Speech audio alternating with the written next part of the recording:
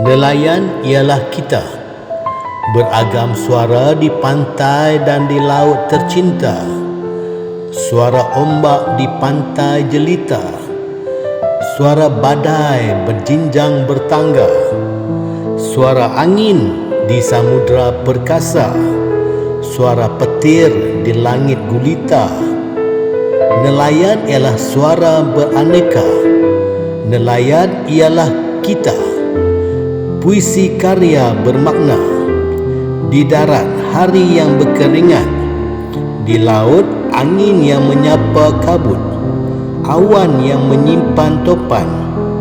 Nelayan ialah puisi di wajah semesta. Nelayan ialah kita, darah di tubuh bangsa, debu si pujangga mesra.